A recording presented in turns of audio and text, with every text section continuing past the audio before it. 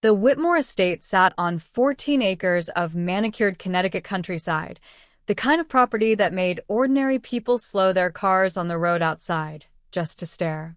Iron gates carved with the letter W, opened only for those who belonged, and even then, the security cameras tracked every movement with silent, unblinking precision.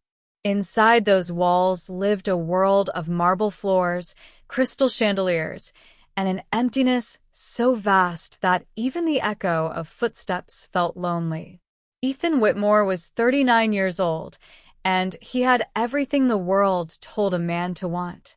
He had built his tech empire from a single line of code written in a college dorm room, had turned it into a $15 billion company before his 35th birthday, and had graced the covers of Forbes, Time, and Business Insider so many times that his assistant had stopped saving the issues.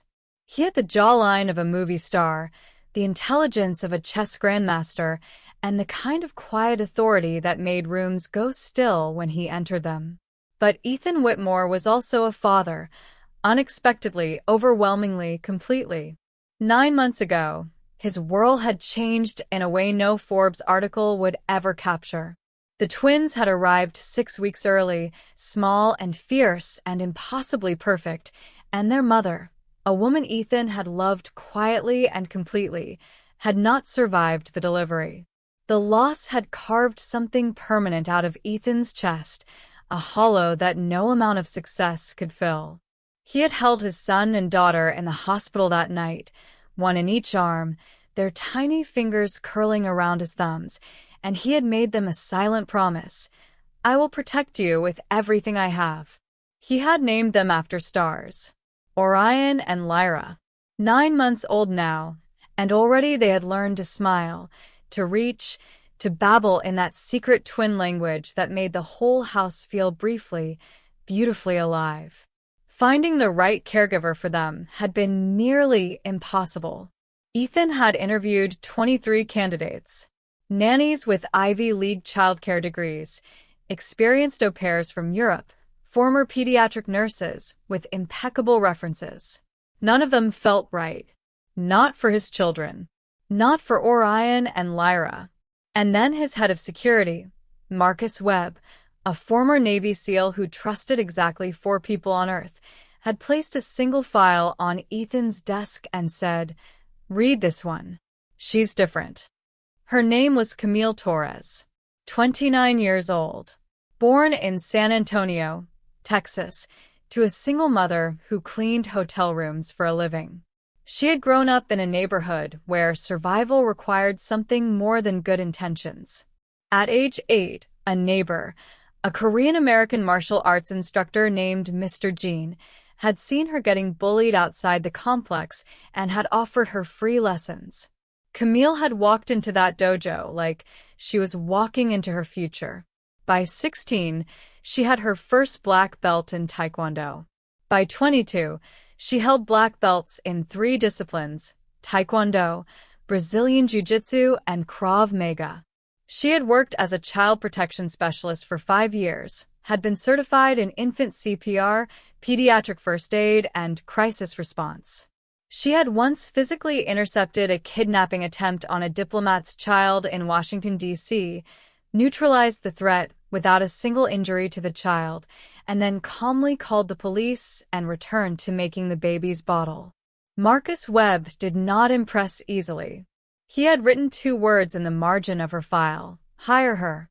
Ethan had read the file twice, looked at the quiet, unremarkable photo of a young woman with dark eyes and a calm expression, and made the call himself. Their first meeting had been in his study. Camille had arrived in simple clothes, dark slacks, a white blouse, flat shoes. No jewelry except small gold studs in her ears. She had sat across from him without nervousness, answered every question directly and without performance, and when Ethan had finally asked her why she did this work, why protecting children, why not using her skills for something more lucrative, she had paused for a long moment and said, "Because someone protected me once, when I had nothing. I'm just paying it forward." Ethan had hired her on the spot. For 3 months, Camille had lived in the east wing of the estate, 2 doors down from the nursery. She learned the twins' rhythms faster than anyone. She knew that Orion needed his back patted twice before he'd settle, that Lyra preferred to be rocked side to side rather than front to back, that both of them calmed instantly when Camille hummed a low, wordless melody she'd learned from her own mother. The household staff adored her. Marcus Webb respected her.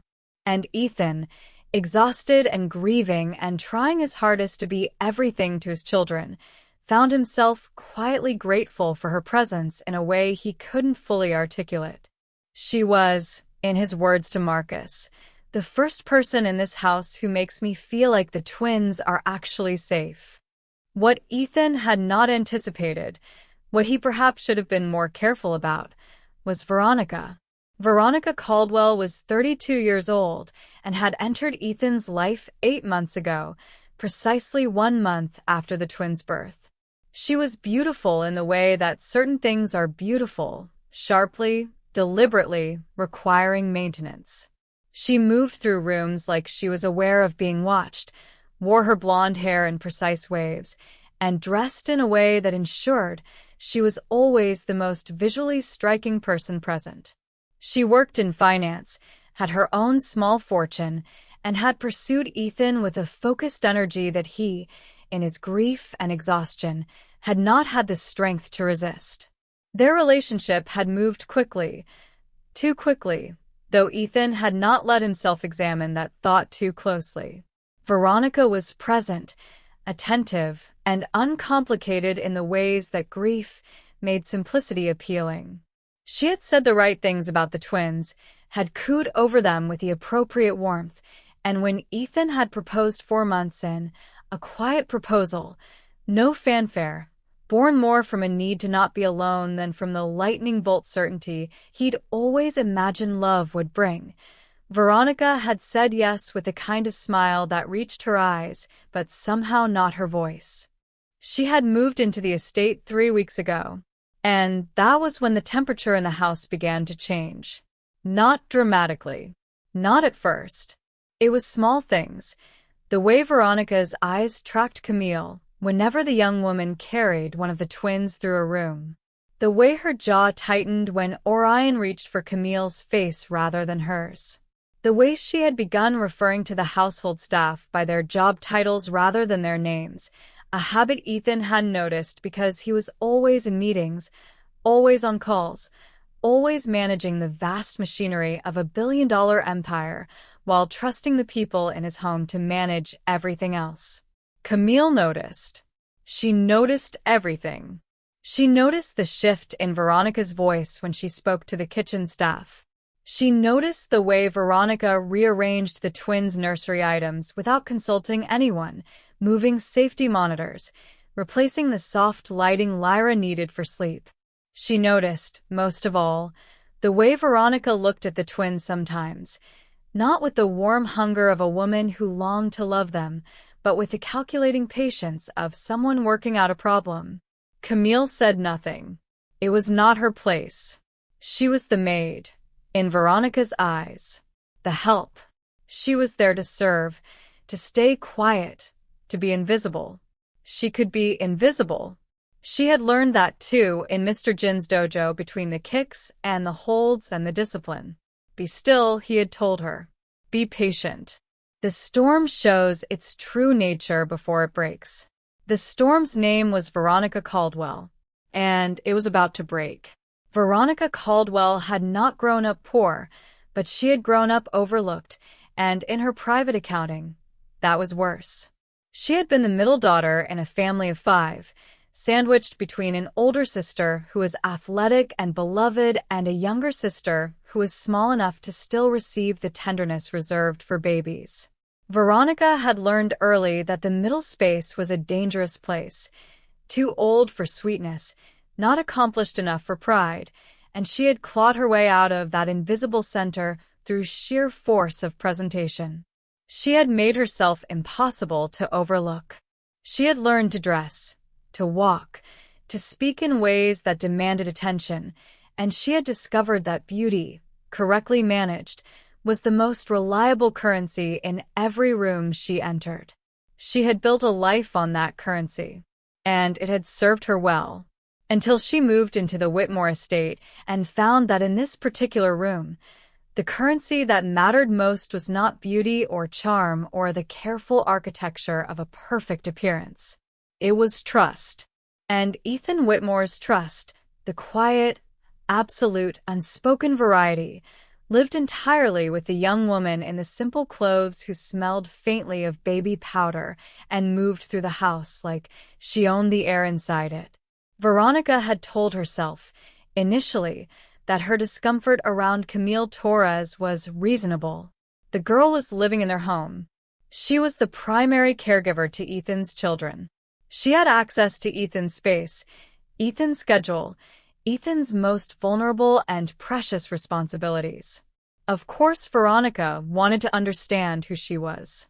Of course, it was natural to feel a slight unease around someone who occupied such an intimate professional role in the household. But honesty, even the private kind, was not Veronica's strongest habit, and she did not allow herself to examine the feeling too closely. Because if she examined it, she might have to admit that what she felt was not reasonable caution. It was jealousy. Not the romantic kind. Veronica was not genuinely threatened by the idea of Ethan being attracted to his children's caregiver. Ethan was too controlled, too contained for anything that messy. No, what made Veronica's chest tighten when she watched Camille move through the house was something older and more primitive than romantic jealousy.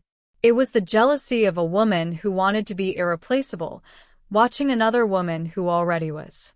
Camille Torres was irreplaceable in this house. Everyone knew it, even if no one said it.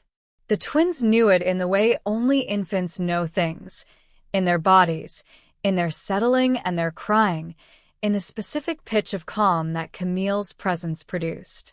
Marcus Webb knew it, and his respect for her was so evident it bordered on reverence, which infuriated Veronica because Marcus Webb treated Veronica with the flat, professional courtesy of a man doing his job and nothing more.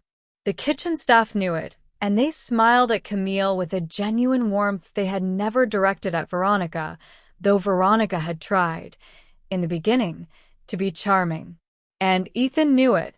He would never say it, would never frame it in a way that could be construed as anything inappropriate, but Veronica had watched the way his shoulders lowered by 3 degrees when he came home, and Camille reported that the twins had had a good day.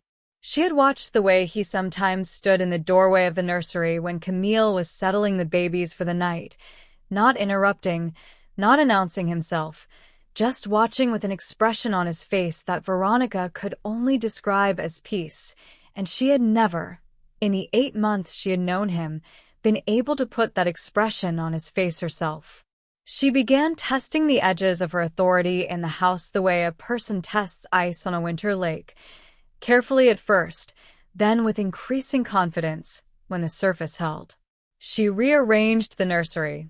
Camille said nothing, only quietly restored the items that affected the baby's safety and sleep after Veronica left the room. She began giving Camille instructions about the twins' schedule, adjustments that weren't medically grounded, changes that existed primarily to assert that Veronica had the authority to make them. Camille received each instruction with a calm, "I'll make note of that," and then continued doing what was best for Orion and Lyra, because that was, quite simply, the only thing she was capable of doing. She told Camille once, passing her in the hallway, that she expected the staff to use the service entrance rather than the main staircase. Camille had looked at her for a moment, just a moment, those dark eyes quiet and measuring, and then said, "Of course, Miss Caldwell," and turned away. It was the turning away that did something to Veronica. The complete absence of hurt in it, the utter lack of scrambling or wounded dignity. As if Veronica's words had landed and found nothing in Camille to wound, because Camille's sense of herself did not depend on Veronica Caldwell's opinion in any way. Veronica wanted to shake her. Instead, she escalated. It was a Tuesday morning in late October when the first real confrontation happened, and it happened over something so small that its smallness would have embarrassed Veronica if embarrassment had been something she allowed herself to feel. Ethan had a board meeting in the city, an 8-hour day that would keep him away from the estate entirely. Veronica had planned to spend the day in her home office on a financial report, but by 10 in the morning, she found herself restless in a way that required an outlet, and she had drifted toward the nursery. Camille was on the floor with the twins, who were in the middle of their morning activity time. Orion was on his stomach, working heroically against gravity to lift his head and chest. Tummy time, the pediatrician had said, essential for upper body development. Lyra was on her back beside him, batting at a mobile of soft cloth stars that Camille held just above her reach. The scene was achingly domestic and warm, and it struck Veronica, standing in the doorway, that it looked exactly like what it was, a mother playing with her children on a sunlit floor. The fact that Camille Torres was not their mother was a fact that their small, pre-rational bodies appeared entirely unbothered by. "You're doing tummy time wrong," Veronica said. Camille looked up, without alarm. "Good morning, Miss Caldwell." He needs a rolled towel under his chest. "I read that it helps the weaker ones." Camille kept her voice completely neutral. "Orion's core strength has been developing right on schedule, actually. His pediatrician, Dr. Marsh, assessed him last week and said his progress is excellent. A chest roll can sometimes create compensatory patterns that—" "I wasn't asking for a medical lecture." Veronica stepped into the room. "I was making an observation." "Of course." Camille returned her attention to Lyra and the mobile.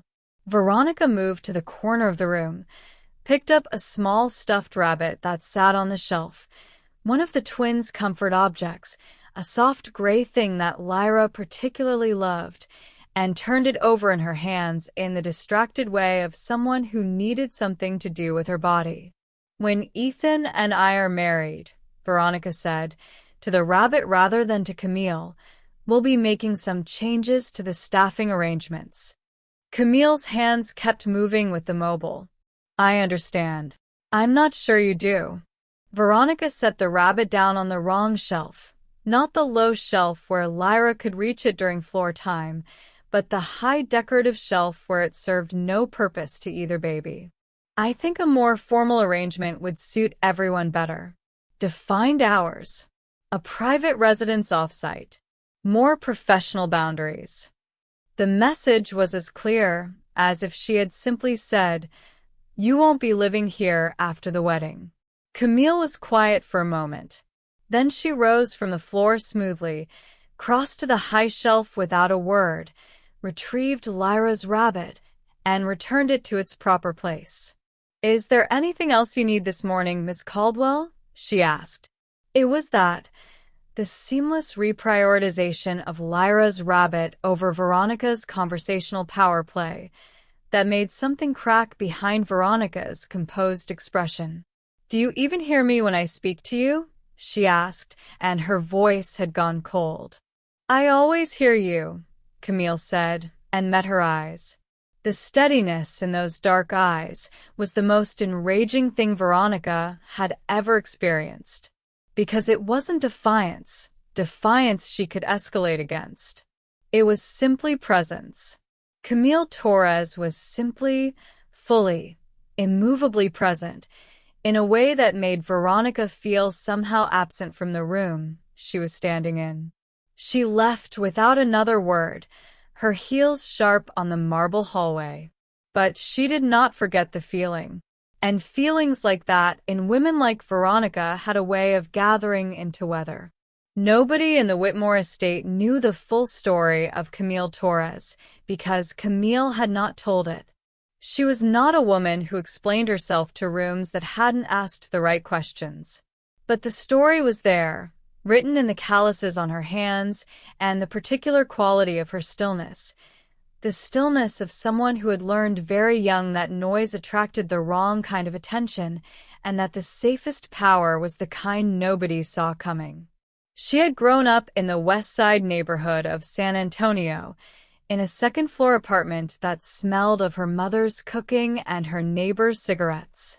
Her mother, Elena Torres, had worked double shifts at the Marriott 3 blocks away, cleaning rooms, making beds, scrubbing other people's bathrooms with a cheerfulness that Camille had not understood as a child, but that she now recognized as an act of extraordinary will. Elena had been a woman who smiled not because life was easy, but because she had decided, privately and permanently, that bitterness was a luxury they couldn't afford.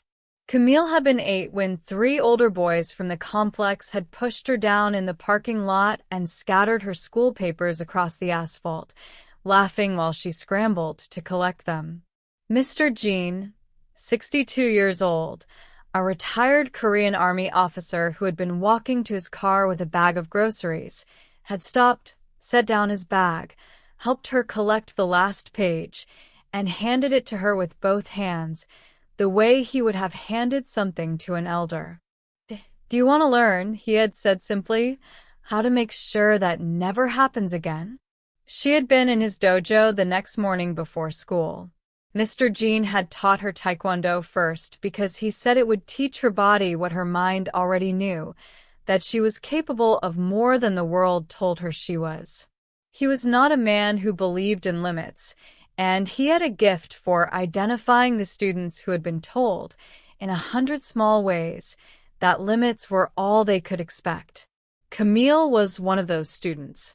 She trained with the focused fury of a child converting injustice into skill, and by 12 she moved with a precision and power that made adults twice her age stop and stare. By 16, she had her first black belt, and Mr. Jean had said to her, quietly, after the ceremony, "Now you can protect others. That is the only purpose of strength worth having." She had taken that seriously, more seriously than anything else in her life. She had worked her way through 2 additional disciplines, Brazilian Jiu-Jitsu under a champion instructor in Austin who had given her a scholarship when he saw her spar, and Krav Maga through a certification program she'd completed while working nights at a warehouse to pay for it. She had gone into child protection work because the alternative uses for her skills, security contracting, personal protection for executives, had felt like wasting the specific quality of what she could do. Protecting children was different. It required everything. The physical capability, yes, but also the emotional intelligence to read threat at a distance, to understand a child's psychology deeply enough to keep them calm in a crisis, to be the still center that held when everything else was chaos. She had been that still center for Orion and Lyra from her first day. She loved them. She hadn't planned to. Professional distance was a concept she understood and respected, but you could not hold a 9-month-old to your chest at 2 in the morning while they cried from teething pain and remain entirely uninvested. You could not watch a small person discover the existence of their own hands for the first time and feel nothing. Orion and Lyra had worked themselves into the chambers of Camille's heart without asking permission, and she had allowed it because she understood, with the clarity that loss had given her. Mr. Jean had died the year she turned 25, and the grief of it had been enormous. That love was not a liability in her work. It was the source. She thought about this in the days following her second and third confrontations with Veronica, as the woman's behavior escalated from dismissive to deliberately belittling. She thought about it when Veronica began referring to her as the girl in front of the other staff, or when she began moving Camille's carefully placed safety items in the nursery with an almost performative casualness, as if she knew exactly what she was doing and dared Camille to respond. Camille did not respond. She restored. She adjusted. She remained present. Marcus Webb had noticed. He had pulled her aside on a Wednesday afternoon when Veronica was out of the house and said, simply and directly, "How are you doing with all of this?" "I'm fine," Camille had said. "That's not what I asked." She had looked at him, this large, quiet man who had seen the worst the world offered and still showed up every morning with the steady reliability of gravity, and said, "She's not a threat to the twins. She just wants me to feel like I'm nothing. And I know what I am." A pause. But it's tiring. Pretending it doesn't land. Marcus had nodded. Then, "Ethan should know. It's not my place to create conflict in his house." "Your place," Marcus had said, with the gentleness he reserved for people he genuinely respected, "is to protect those babies, whatever form that takes." She had thought about that conversation often in the days that followed. She had also thought about her mother, who had cleaned other people's rooms for 30 years and never once allowed anyone to make her feel small. Elena Torres had said to her once, when Camille was in high school and had come home shaking with rage after a teacher had publicly humiliated her, "Baby, there is a difference between being patient and being a doormat. Patience is what you choose. A doormat is what someone else makes of you. Don't let anyone make you a doormat." Camille had walked that line carefully for 3 months. She was still walking it. But there were limits. She had learned that too in the dojo, in the years of discipline and practice and the endless, meditative repetition of forms that were ultimately about one thing: knowing exactly when to be still and knowing exactly when to move. She had not yet reached that moment, but she could feel it somewhere ahead of her, the way you feel weather coming before you can see it in the sky. The household felt it too, in the way households feel the things that people inside them don't say. The kitchen staff had grown quieter. Marcus Webb had begun appearing near the nursery wing more frequently than his duties required. Even Orion and Lyra, who could not understand language but understood energy completely, had begun to fuss more in the hours when Veronica was in the house, a physiological fact that Camille had noted in her private log and that broke her heart a little every time. She sang to them more on those days. The wordless melody she'd learned from her mother, low and steady and warm, a sound that said, "I am here. Nothing will reach you. I am here." And she held her patience in both hands like water, careful not to spill it. The day it happened was a Friday in November, gray and cold outside the estate's tall windows, the kind of day that pressed itself against the glass and made the indoor warmth feel fragile. Ethan had left at 7 for a 2-day conference in Boston. He had stopped in the nursery before leaving, as he always did, had pressed his lips to Orion's forehead, then Lyra's, had looked up and found Camille watching from the corner with a small smile, and had said, "Call me if anything." And she had said, "I will." And that had been enough, because between people who trusted each other, it always was. The house had settled into its normal rhythm after he left. The twins had their morning feed at 8, their activity time at 9, their first nap at 10. Camille moved through these rituals with the precision of someone for whom routine was not monotony, but love made visible, the same careful love every time, because consistency was the language infants understood most deeply. Veronica had been in the house. She had been in her home office until 11, and then she had emerged in a cashmere wrap and heels that were entirely impractical for a cold Friday at home, which suggested, to anyone paying attention, that she was dressed for an audience. The audience was the household staff. Camille was in the kitchen at 11:30, warming the twins' lunch, when Veronica walked in and found Maria, the cook, 61 years old, kind and stout, and the emotional center of the household staff, using the good china for the twins' soft foods. "That's the Limoges," Veronica said. Maria looked up. Yes, Ms. Caldwell. Mr. Whitmore prefers it for the children's. Those are babies. They don't need Limoges. Use the plastic. Maria's face went carefully neutral. Of course, she said, and began to change the dishes. Camille, across the kitchen island, kept her eyes on the warming bottle and said nothing. And this kitchen, Veronica continued, moving through the space with the proprietary energy of a woman remapping territory, needs to be reorganized. It doesn't function efficiently. Mr. Whitmore has never had a complaint about, Maria began. Mr. Whitmore is not here. Veronica's voice was smooth and final. I am.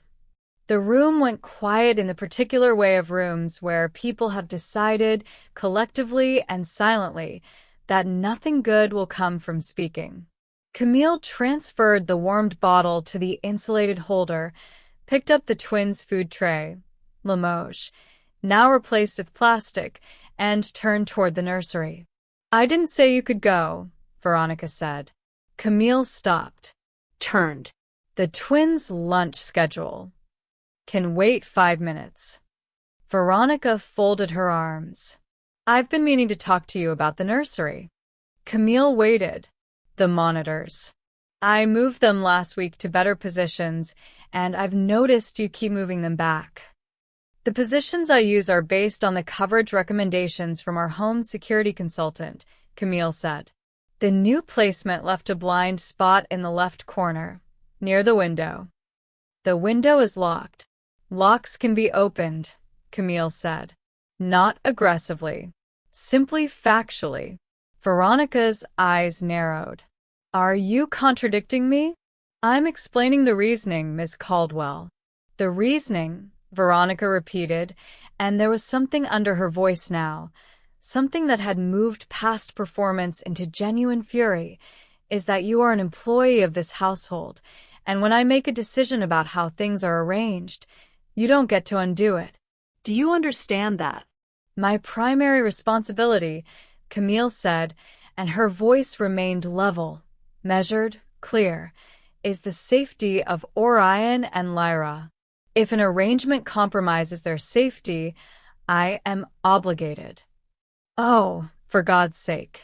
Veronica moved toward her, and Camille recognized, with a martial artist's precise reading of body language, that the woman had crossed some internal threshold.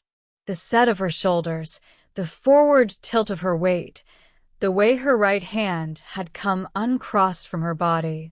You are so thoroughly convinced of your own importance. Ms. Caldwell. Camille's voice was quiet but absolute. Please lower your voice. The twins are. Don't tell me to lower my voice in my own house. This is Mr. Whitmore's house, Camille said, and it was true, and it was kind, and it was also the match. The slap came fast. Veronica's palm connected with Camille's left cheek with a sharp, flat sound that seemed to hang in the air of the kitchen for a long, terrible moment. Maria made a small sound, her hand flying to her mouth. The tray in Camille's hands did not move. Her feet did not move. Her body absorbed the impact with the absolute stillness of someone who had trained for 10,000 hours to receive force and remain standing. For 3 full seconds, the kitchen was completely silent.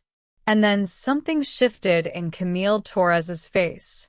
Not rage, not tears, not the wounded, shrinking expression that Veronica had perhaps expected, the confirmation that she had won whatever silent war she had been fighting. Something far more serious. Something that had been patient, patient as a mountain, patient as a tide, and had finally, quietly, completely run out. Camille set the food tray on the counter. She turned to face Veronica fully, and when Veronica looked into her eyes, the woman took one involuntary step backward, because what she saw there was not what she had anticipated. She had expected a frightened young woman. She found instead something ancient and trained and completely, disconcertingly calm. "Miss Caldwell," Camille said, and her voice had not risen 1 degree, "I want you to understand something. I have absorbed every dismissal, every instruction designed to diminish me, every reorganization of my workspace, every comment about my position. I have absorbed all of it because I am a professional and because none of it affected my ability to protect Orion and Lyra, which is the only thing that matters to me in this house." She paused. "But you just put your hands on me. That is something I will not absorb." Veronica's chin lifted. "Are you threatening me?" "I am informing you," Camille said, "that I will be calling Mr. Whitmore. And I am informing you that if you ever touch me again, you should understand clearly, fully, and without any ambiguity that I am a third-degree black belt in Taekwondo, a black belt in Brazilian Jiu-Jitsu, and a certified Krav Maga instructor. I don't say that as a threat. I say it so you know exactly what you just put your hand on." The color drained from Veronica Caldwell's face like water from a glass. Maria, behind her, had begun to cry quietly, not from sadness, but from the specific overwhelm of witnessing something that had needed to happen for a very long time. Camille picked up the food tray again. Her hands did not shake. "Your children's lunch," she said with tremendous dignity, "is getting cold." And she walked toward the nursery. Ethan Whitmore was in a conference room on the 42nd floor of a Boston hotel when his phone buzzed. He was mid-presentation, a room of 40 executives watching a slide about projected Q2 margins, and under normal circumstances, he would have let it go to voicemail. He saw the name on the screen, Torres, and excused himself immediately. His head of operations looked startled. His assistant looked alarmed. Ethan was already in the hallway. "Camille." He answered on the second step outside the room. "What's wrong? Tell me now." She told him. All of it. The monitors, the 3 months of accumulated friction, the kitchen, the slap. Her voice was steady throughout, factual and clear in the way of someone who had processed the emotion privately and was now reporting information. She did not editorialize. She did not perform hurt. She told him what had happened, and then she said, "I thought you should know." Ethan stood in the hallway of the 42nd floor of a Boston hotel and felt something cold and clarifying move through his chest. "Are you all right?" he asked. "I'm fine. The twins are fed. Orion fell asleep on the bottle, which is adorable. A beat. Lyra is pulling at my hair and appears to have no concerns about the morning's events." He almost laughed despite everything. "I'm coming home. You don't need to. Camille." His voice was quiet. "I'm coming home." He was back in Connecticut by 4 o'clock. He had called Marcus from the car. 1 call, 3 sentences, and Marcus had said, "I'll be at the door." He had not called Veronica. He had not trusted himself to say the right things on a phone. The house was quiet when he arrived. Veronica was in the sitting room, composed and brittle in the particular way of people who have had several hours to construct a narrative. She rose when she heard him, opened her mouth to speak, and Ethan held up one hand. "I need a minute," he said. "I need to see my children first." He went to the nursery. Camille was in the chair by the window, Lyra asleep against her chest, the room warm and dim in the way Camille had learned both twins preferred for afternoon napping. Orion was in his crib, his small face slack, with the absolute abandon of infant sleep. Ethan stood in the doorway for a long moment. He looked at his children, alive, calm, safe, breathing, and then he looked at the young woman who had made them so. There was a faint mark on her left cheek. She had not covered it. "Camille," he said quietly. She looked up. "I'm sorry." His voice broke slightly on the second word, in the way of a man who does not break easily, and had not expected to. "I'm sorry I wasn't here. I'm sorry I didn't see what was happening. That should never," he stopped. "You should have been protected. In my house. You should have been protected, and I failed that." Camille looked at him for a moment with those steady, dark eyes, and then she said, very softly, "She didn't hurt me, Ethan." She tried to. But she didn't. She glanced down at Lyra's sleeping face. "No one hurts what's mine to protect." He understood that she meant the twins.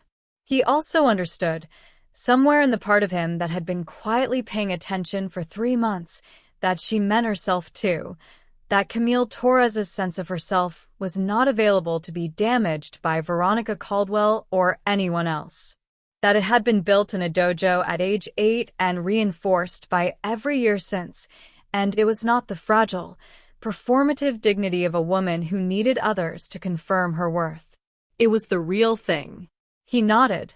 He went back downstairs. The conversation with Veronica lasted 40 minutes. She had her narrative ready. Camille had been disrespectful, had contradicted her repeatedly, had undermined her authority in the household, had made her feel unwelcome and marginalized in what was supposed to be her own home. She delivered it with the fluency of someone who had rehearsed it. Ethan listened to all of it. He was, by training and temperament, a man who believed in hearing the full argument before responding. Then he said, "You struck her, Veronica." It was a reaction. "You struck an employee in my home. A woman I hired specifically because I trusted her with the 2 most important things in my life." His voice was not raised. It was, if anything, quieter than usual, and that quiet was somehow more devastating than volume. "I have 2 children who are 9 months old. They have already lost their mother. The one person in this house, the single person who I have watched them settle for, be calm with, reach for. You put your hand on her face." Veronica's carefully constructed composure developed its first visible crack. "There were things," she started. "I know," he said. "I know there were things. And some of them I should have paid more attention to. I take responsibility for that." He paused. "But this conversation isn't about fault distribution. It's about who you are and who I need to be for my children." The engagement ended that night. Quietly, with finality, in the same sitting room where it had been effectively decided hours before by the sound of a slap in a kitchen. Veronica left the estate the next morning. She left with the efficient grace of a woman who had been preparing for the possibility of loss long enough to have a contingency. The ring, a stunning 3-carat oval that had been chosen as much for its impressiveness in photographs as for its beauty, she left on the hallway table. Ethan did not watch her go. He was in the nursery with his children, sitting on the floor between their 2 play mats, Orion attempting to climb his arm, Lyra waving a soft cloth star at his face. Camille was in the corner, folding tiny laundry with the meditative focus she brought to every task. "Are you sure you're all right?" he asked. She looked up. The mark on her cheek had faded overnight to nearly nothing. "I've taken worse in practice," she said. "That's not what I asked." She considered him for a moment. This man on the floor of his nursery with his children climbing him, his expensive conference clothes exchanged for jeans and a gray sweater, looking more human than she had ever seen him look. "I'm sure," she said. And then, she was afraid, Ethan. Underneath all of it, people like that, they're always afraid. He looked at her for a long moment. Then he nodded, slowly, in the way of a man filing something away not just in his mind, but in his understanding of the world. "Thank you," he said, "for protecting them." "Every day," she said simply. "That's the job." But they both knew, in the warm quiet of that nursery with the twins babbling between them, that it had never really been just a job. Winter settled over the Whitmore estate with a particular gentleness of a season that follows turbulence, as if the cold itself understood that the house needed softness now. needed the muffled quiet of snow on 14 acres and the way firelight made every room feel like an apology accepted. Ethan did not rush into anything. He was, at 39, a man who had learned through grief that the most important things in life could not be managed or optimized, they could only be allowed. He allowed himself to grieve, again and more honestly, the loss of the twins' mother. He allowed himself to recognize that the proposal to Veronica had been an act of loneliness dressed up as readiness. He allowed himself to be, for a season, simply a father, undistracted, present, learning the specific joy of a 9-month-old discovering the word "da" and directing it at him with absolute authority. Orion said it first, on a Tuesday morning in December, while Ethan was feeding him breakfast. The sound was imprecise, more than "da," but the intention was unmistakable, and Orion repeated it 3 times with increasing confidence, as if testing whether the label he'd assigned would stick. Ethan put down the spoon and sat very still for a moment, his throat working. Camille, across the room, said absolutely nothing. She turned toward the window and gave him the privacy of the moment, which was, he thought later, one of the most generous things anyone had ever done for him. When he had composed himself, she turned back and said, with a perfectly straight face, "Lyra's been practicing mama sounds in the bath. I want to be upfront about that, so you're prepared." He laughed, really laughed. The first time in months that laughter had come from somewhere genuine, and the sound of it startled Orion into giggling too, which set Lyra off, and for a moment the kitchen was full of the kind of noise that doesn't register as noise at all, but as something closer to music. Marcus Webb, walking past the doorway on his morning rounds, heard it and allowed himself a small, private smile before continuing down the hallway. In January, Ethan asked Camille to continue her role permanently, not as a temporary appointment, but as the twins' dedicated caregiver for as long as she was willing to stay. He offered her a salary that made her blink twice, and an apartment above the East Wing garage that had its own entrance, its own kitchen, her own complete space. She sat with the offer for a day. She called her mother in San Antonio and Elena Torres, who had raised a daughter in a 2-bedroom apartment and taught her the difference between being patient and being a doormat, listened to the whole story without interrupting, and then said, "You love those babies, Mija." "Yes," Camille had said. "And the father? Does he deserve them?" A pause. "He's trying. He's really trying." "Then stay," Elena Torres had said. "A man who is really trying. That's rarer than people think." Camille accepted the offer. The estate found its new rhythm in the months that followed, and it was a rhythm built on something real, not the performance of a household arranged for appearances, but the genuine warmth of people who trusted each other and were doing their best. The kitchen staff relaxed. Marcus Webb relaxed. The house itself seemed to breathe differently, with the expansiveness of a space no longer braced against something. And the twins grew.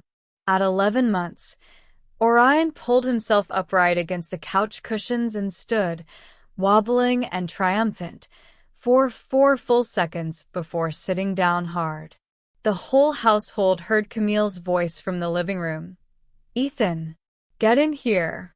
And Ethan came running from his study in his socks, sliding on the marble, arriving in the doorway just as Orion did it again, a little steadier this time, his face incandescent with the discovery that he had legs, and legs were for this. At 12 months, Lyra spoke her first real word. "Not mama.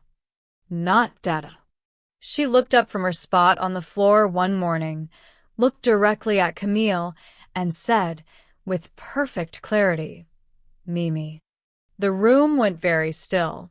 Camille's hands stopped moving. She looked down at Lyra, who was looking up at her with the enormous seriousness of a baby who has just accomplished something important and knows it. "Mimi," Lyra said again and reached up. Camille picked her up.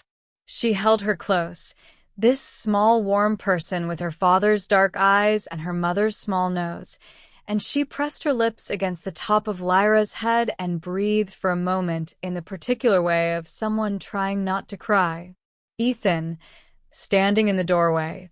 He was always in the doorway of that nursery, drawn there by something he had stopped questioning, watched the two of them, and felt something settle in his chest with the permanence of a foundation stone being laid. He crossed the room quietly, sat beside them on the floor. Orion immediately climbed into his lap with the proprietary confidence of a child who has never doubted his welcome, and Ethan held him and looked at Camille, who was looking back with Lyra in her arms, and for a moment neither of them said anything because the moment didn't require words. It required exactly what it had. This room, these children, these two people who had, without planning it, built something real in the wreckage of something false. "Mimi," Lyra said again, patting Camille's face with a flat baby palm. "That's me," Camille said softly. "I'm right here." She was right here. She had always been right here. In the spring, Ethan's mother came to visit, a sharp, warm woman of 67 named Helen Whitmore, who had built half of Ethan's character with her bare hands and knew the other half better than he did. She spent a week at the estate, observed everything with the calibrated attention of a woman who had been paying close attention to people for 6 decades, and on her last evening she sat in the garden with her son and said, "That young woman loves your children." "I know," Ethan said.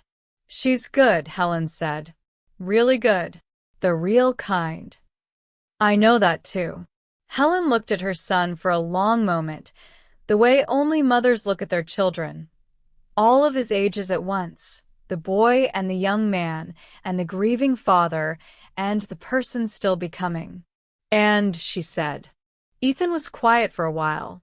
The spring evening was warm, the first fireflies of the season beginning their brief, improbable illuminations in the garden. "And," he said finally, "I'm not in a hurry, but I'm paying attention." Helen nodded. That was enough. That was, in fact, everything. Inside the house, Camille was putting the twins to bed.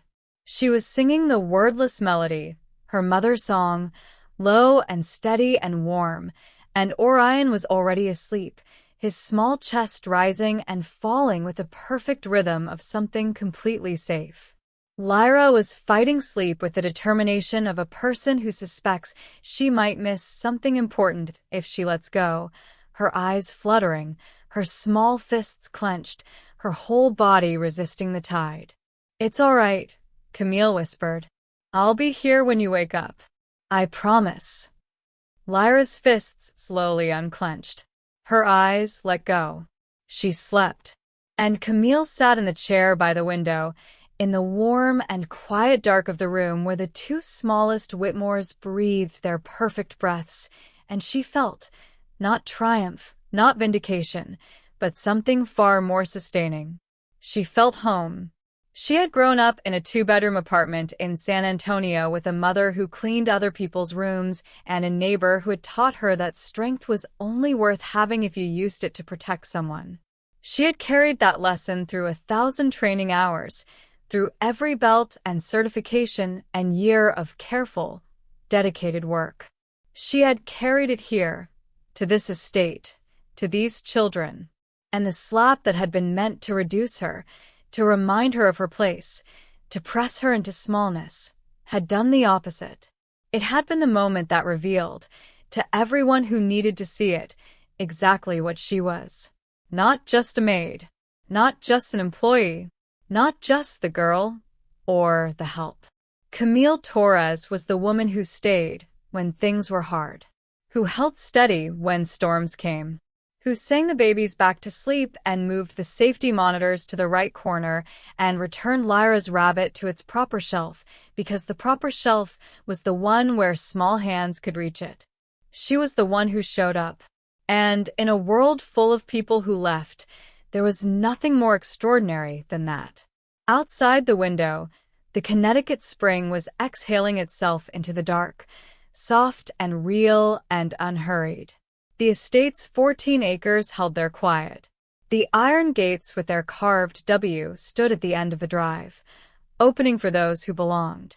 And in the warm nursery on the second floor, 2 small children slept in the knowledge, wordless and absolute, the only kind that really counts, that someone was watching over them.